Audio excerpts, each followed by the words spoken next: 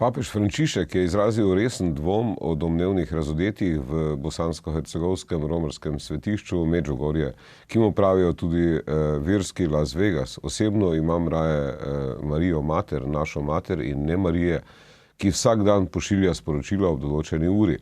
To ni Jezusova mama, je dejal papež. Poglejmo. During the return flight from Fatima, Pope Francis explained his thoughts regarding the possible appearances that are occurring and stirring much conversation today, Medjugorje. He explained that he was given the results of a detailed analysis done by the Vatican on Medjugorje. A commission led by Cardinal Camillo Ruini, it proposes to distinguish between the first apparitions, which happened more than 30 years ago, and the ones still occurring today. Le prime apparizioni, che erano ragazzi, l'informe più o meno dice che si deve continuare a investigare quello. Le apparizioni, le presunte apparizioni attuali, l'informe ha i suoi dubbi. Io personalmente sono più cattivo. Io preferisco la Madonna Madre, nostra madre, e non la Madonna capo di ufficio telegrafico che tutti i giorni invia un messaggio a tal ora, e questa non è la mamma di Gesù. E queste presunte apparizioni non hanno tanto valore. E questo lo dico come opinione personale. Pope Francis also emphasized that these apparitions generate countless conversions, something that also has to be taken into account. Gente che va lì e si converte, gente che incontra Dio, che cambia vita. Ma questo non c'è una bacchetta magica lì. E questo fatto spirituale, pastorale non si può negare. Adesso per vedere le cose con tutti questi dati, con le risposte che mi hanno inviato i teologi, si è nominato questo vescovo bravo perché ha esperienza, per vedere la parte pastorale come va. E alla fine si dirà qualche parola. The alleged apparitions of Medjugorje began in 1981 and still continue today. It has become one of the most recent and controversial spiritual phenomena. In 2010, Benedict XVI created a commission to study its truthfulness. The result of this investigation is what Pope Francis has in his hands.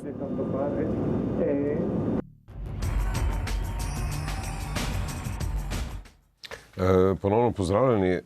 Ko je papež Frančišek te dni v romarskem središču Fatima za svetnike razglasil brata in sestro, ki se jima je leta 1917 kot otrokoma prikazala Marija, je povzročil kar nekaj nejevolje na Hrvaškem. Tam namreč že dolgo čakajo na papežovo odločitev, ali bo za svetnika razglasil kardinala blaženega Alojzija Stepinca, čemu sicer sosednja Srbija s tamkajšnjo pravoslavno cerkvijo na čelu odločno nasprotuje. Nekaj pozneje pa še zaradi stališča o prikazovanjih v bosansko-hercegovskem romarskem središču Medžugorju.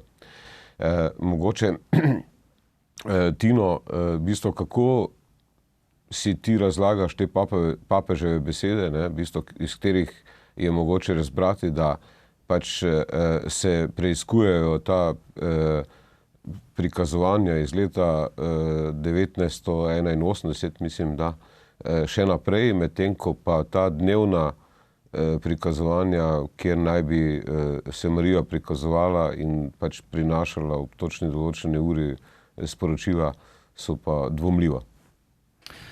Težko bi si predstavljali človeka, ki bi na bolj prijazen in sprejemljiv način povedal to, kar je treba povedati o Medžugorju, kot je to storil papež. Nikogar ni užalil, izrecno je poudaril, da gre za njegovo osebno mnenje in podal jasne argumente. Zato se mi zdi, da je glede tega, ne vem, če bi kdo pričakoval preden je ta papež prišel, oziroma tudi, ko je ta papež postal papež, da se bo ta medžugorska zgodba tako, lahko rečem, srečno odvila do konca. Zato, ker v Medžugorju imamo dve plati medalje od vsega začetka. Na eni strani so dvomljivci, na drugi strani so tisti, ki verjamejo v to, in tu je veliko pretiravanja na eni in drugi strani, kar seveda ne koristi ne enemu, ne drugemu, kvečemu škodi.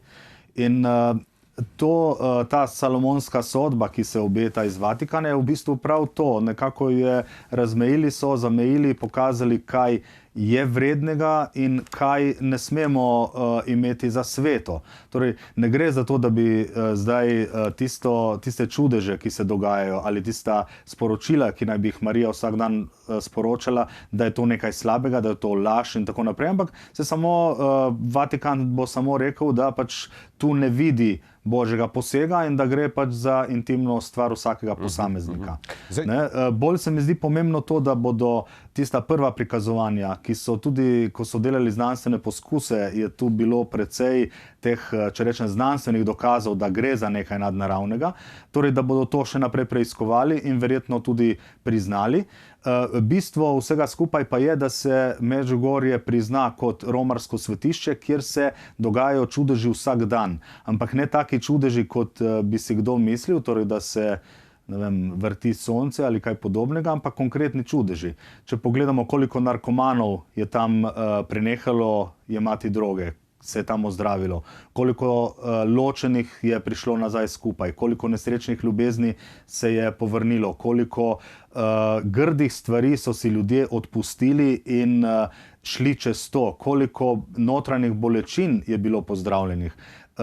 Če gledamo samo na sociološko na ta fenomen, potem so pa tu še duhovni čudeži spreobrnenja, ko človek postane recimo boljši zaradi molitve oziroma zaradi dogajanja v Medžugorju. Tako da to je vsekakor treba pozdraviti. Zdaj še to, kar je bilo v začetku omenjeno glede Hrvaške, ki je malce skeptična, posebej pri ljudeh, ki so navezani na Medžugorje. To je za pričakovati. S tem ni nič narobe. Oni pač nekateri si bolj želijo, da bi Vatikan, kako naj rečem, bolj priznal Medžugorje, ampak dejstvo je, da to, kar se zadnja leta dogaja v Medžugorju, da res nima kakšne velike zveze z tisto Marijo, ki jo poznamo iz Svetega pisma, o kateri je tudi papež govoril. Zdaj, kar 1 milijon ljudi, mislim, da letno prihaja dol. Tino, a ti osebno tudi greš na ta romanje v Medžugorje? Mislim, se je tebi kaj zgodilo na teh romanjih? Jaz sem bil že dostikrat, zdaj videl sem marsikaj. Jaz sem bil že leta 82, sem bil prvič tam, torej nekaj mesecev po prvem prikazovanju. In tudi, če bi Vatikan rekel, da že od vsega začetka ni bilo nič, bi sam še vedno hodil tja, zato ker mi je tam všeč in ker se tam, kot sem prej rekel, se dogajajo tisti čudeži, ki jih bolj potrebujemo. Mi ne potrebujemo vrtečega sonca, ki nam bo povedalo, da Bog obstaja, ker bo itak polovica ljudi temu ne bo verjela. Mi potrebujemo notranje čudeže, da se ljudje spreobračajo, da so ljudje vedno boljši. Tako da meni je to Medžugorje všeč.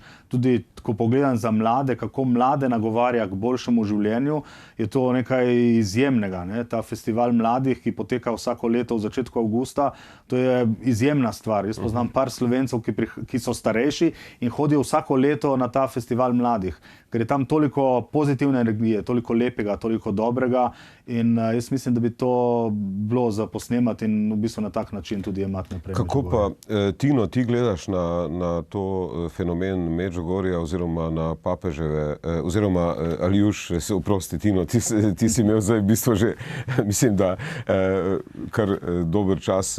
Aljuš, kako ti gledaš na papeževe besede, na ta dvom okrog Medžugorja, predvsem glede novih? Jaz mislim, da tukaj treba na 4 vidike mogoče opozoriti. Najprej, ker je Tino rekel, da papež to svojo izjavo ni nikogar užalil, v primeru, da res ne gre za prikazovanje pač Matere Božje. Ne? Če gre za prikazovanje, potem je saj njo v žalost to svojo izjavo. Drugo, jaz mislim, da ni naključje, da je papež ravno sedaj pač podvomil v ta prikazovanja novejša v Medžugorju. Jaz mislim, da je to rezultat prizadevanj slovenske diplomacije, ki je bila zdaj v večjih osebah pri papežu, tudi predsednik državnega zbora, predsednik republike, predsednik vlade, tako naprej.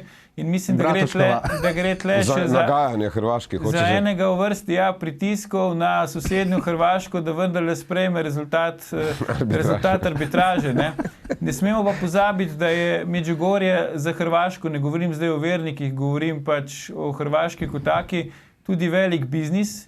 In da hrvaški turizem letos doživlja same neprijetne udarce. Ne? Najprej spor z Rusijo zaradi nekritične podpore predsednika hrvaške vlade v Ukrajini, potem bi rekel težave na meji, ki jih zdaj povzroča doslednjo izvajanje evropske uredbe glede kontrole, Schengen, sedaj pa še ta papeževa izjava in verjamem, da zaradi tega so pač mnogi na Hrvaškem zaskrbljeni, predvsem tisti, ki od tega fenomena zelo dobro živijo.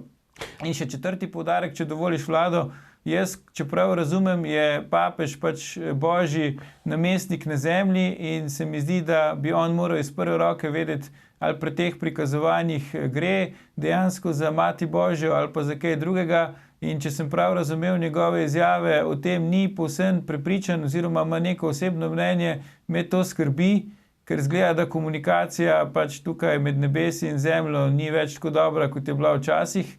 In me skrbi v bistvu za prihodnost človeštva zaradi tega. Jaz bi predlagal, če nam režija pokaže, danes je bil pri papežu tudi Donald Trump in Melania. Melania, torej v bistvu praktično na tako rekoč korak od Slovenije, ne? Ampak v Sloveniji ni, če lahko še to pogledamo, kako sta prišla v Rim.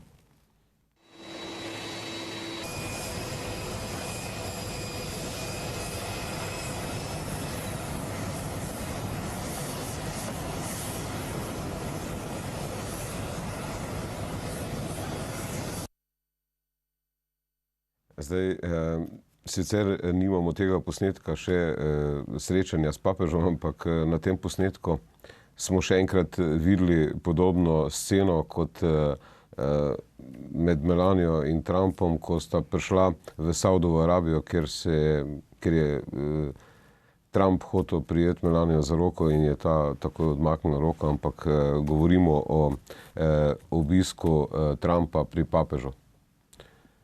Kaj pričakujete od tega obiska?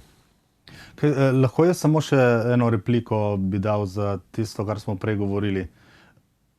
Ja, izvoli. Glede dobičkonosnosti Medžugorja. Medžugorje in tista pokrajina je bila pred prikazovanji res da ena najrevnejših pokrajin v, če rečem, zahodni Jugoslaviji. In danes temu ni več tako, danes je precej bogata regija, tudi v marsičem bolj bogata od recimo primerljive pokrajine na hrvaški strani, ki ima višji BDP. Tako da to je res, ampak to ni zaradi Medžugorja, deloma sicer da, ampak če boste šli v Medžugorje in boste primerjali tisto ponudbo s ponudbo katerega koli drugega romarskega svetišča na tem planetu oziroma v zahodni Evropi in Ameriki, ne boste nikjer najdli tako poceni prenočišč, tako poceni hrane in tako prijaznih ljudi. Tako da jaz mislim, da tukaj je treba pa to zelo jasno povedati, da se ljudje niso tako skomercializirali, tako pokvarili, tako, če rečem, pokvarili, kot so se recimo v Lurdu ali v Fatimi. Je te komercializacije bistveno manj in to mislim, da je treba pohvaliti. Zdaj, Aljuš, ti verjetno ne hodiš na romanja, predvidevam, v bistvu, ali greš na... Ne, na romanja ne hodim, koristim pa infrastrukturo, ki je zaradi tega nastala, tako da po avtocesti tisti se pa dostikrat vozim. Glede pravkar prikazanega posnetka prihoda pač zakonskega para predsednika ZDA v Rim in pa tvojega vprašanja, kaj pričakujeva glede obiska pri papežu, jaz mislim, da nič posebnega, ni treba biti jasno viden, da bi rekel, stališča ali pa politika, ki jo vodi predsednik ZDA pri papežu, verjetno ne bodo naletela na najugodnejši odmev. Predvsem pa je za Trumpa pomembno, da potem, ko je na prvi svoji poti v tujino obiskal Saudsko Arabijo in pa Izrael, vendarle z obiskom pri papežu nekako, bi rekel, normalizira te stvari in da grejo v neko bolj utečeno smer ameriške zunanje politike. Ni namreč nezanemarljivo, da je, mislim, da 5, če ne 6 prejšnjih predsednikov ZDA najprej obiskalo Kanado na svoji prvi poti v tujino. Trump si je zato izbral Saudsko Arabijo, tam je odletel v Izrael, zdaj pa v Vatikan k papežu. Tako da mislim, da je predvsem njegov obisk namenjen, bi rekel, neki normalizaciji tega zelo turbulentnega začetka predsedovanja.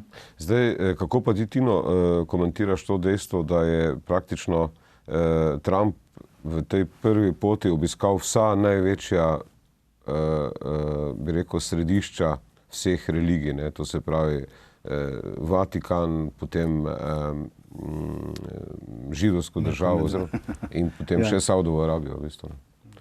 Ja, to so res 3 sveta mesta in središča 3 monoteističnih religij, torej religij, ki verjamejo v istega Boga, samo da mu drugače rečemo.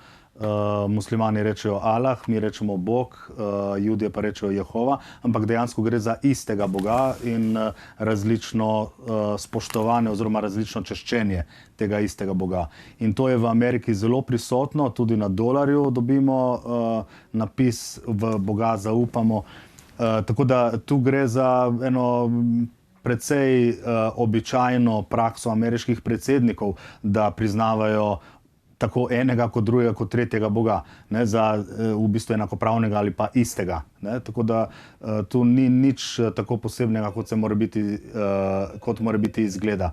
Po drugi strani pa moramo reči še eno stvar, in sicer politični analitiki v Ameriki so napovedovali, da se Trump ne bo srečal s papežem, zato ker se boji tega srečanja. In tu se je pokazalo, da je Trump zelo nepredvidljiv in da še vedno preseneča. Čeprav od tega obiska verjetno ne bo kaj več kot nekaj vljudnostnih izmenjav mnenj, jaz ne verjamem, da bi bila kakšna škoda ali pa da sta se kakorkoli sporekla. Jaz mislim, da bo to koristilo predvsem Ameriki, ampak tudi Vatikanu za ene normalne odnose. Tako da jaz kot glede na to, kaj se vse dogaja po svetu, se mi zdi ta Trumpova poteza, da je obiskal tako prestolnico muslimanskega sveta kot prestolnico judovskega in krščanskega sveta, se mi zdi to zelo dobra poteza. Dobro. Govorili bomo tudi še o enem čudežu.